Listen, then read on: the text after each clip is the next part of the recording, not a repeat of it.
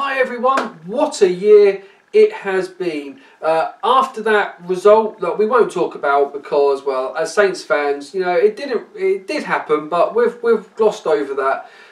It has been the best year. In fact, my team, Southampton, which are the greatest team in the Premier League currently, because hopefully at some point today we will return to the top of the league, and of course then Liverpool and Spurs, who are playing against each other, will somehow both lose and we'll stay top. It'll be brilliant. It has been an amazing year, and you know, I am just so excited.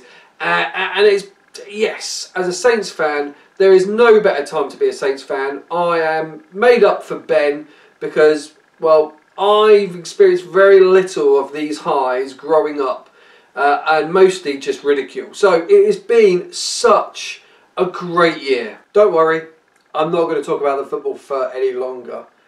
I recognise that this year has not been a great year for in so many different ways.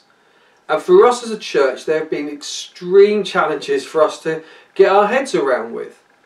For the restrictions, they've changed and kept changing. The things we've had to put in place, we never imagined we would have to worry about a COVID risk assessment for every activity that we undertake. Having to change the way we've done the toy appeal, change the way that the staff have been or not been in the office, getting used to working from home, certainly looking at a screen more, and so many other things. And of course, we've not been able to gather as a church to worship as one. Certainly not physically anyway. I know that for many of you, if not all of you, the challenges of 2020 we're glad that we're leaving them behind. The challenges that we've faced have kind of sat so uncomfortably and so painfully for us all in different ways.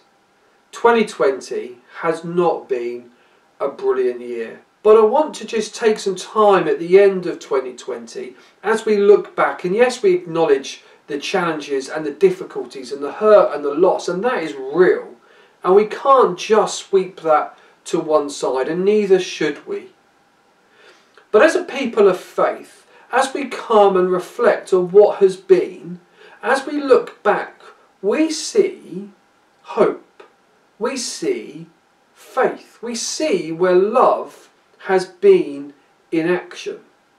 And for me, one of the privileges of being a leader of a church such as ours is to see where people are moved by God to act for God.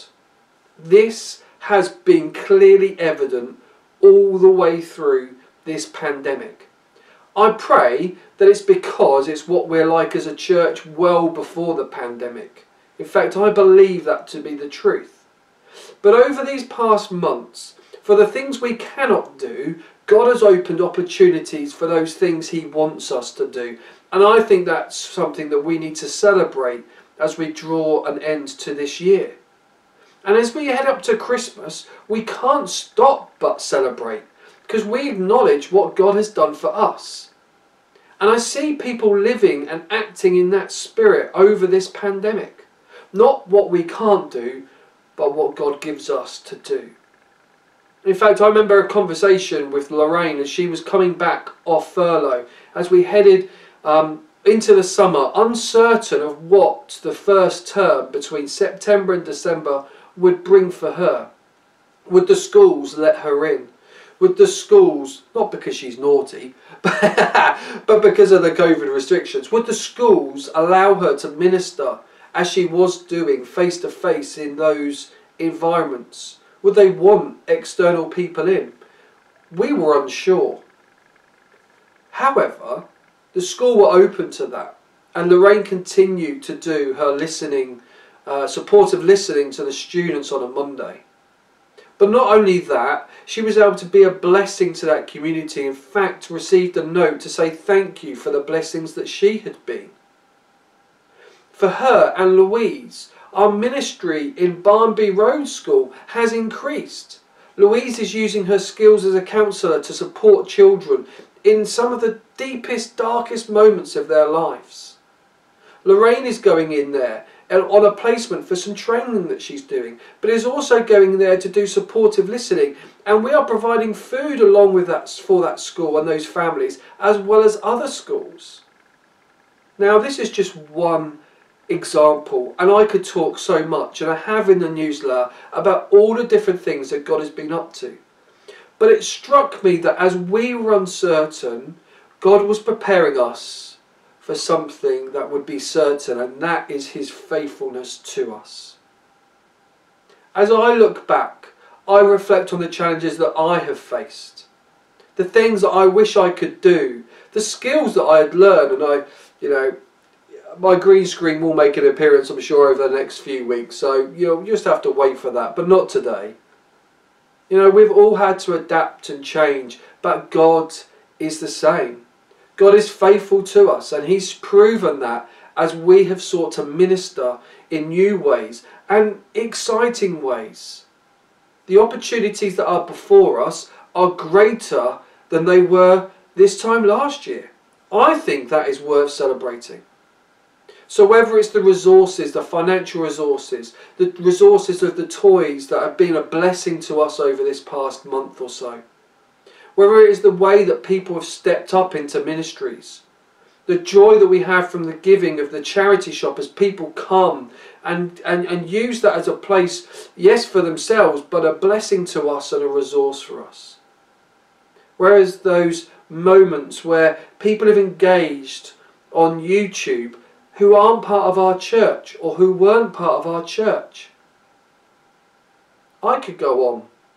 I really could go on and share all of those incidental moments, those little moments of grace and hope.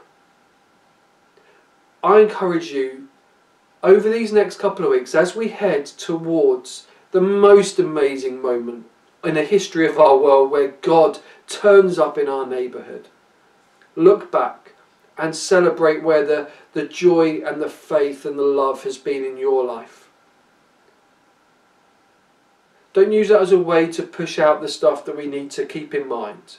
Don't use that as a way of just trying to look on the positive, but as a way to deepen your faith and your relationship with the Creator and the generous God who is faithful to us now and will be in 2021 and well beyond any year that we serve in this town. May God bless you. May God bring you joy. May God bring you hope, and may He bring you love. Happy Christmas.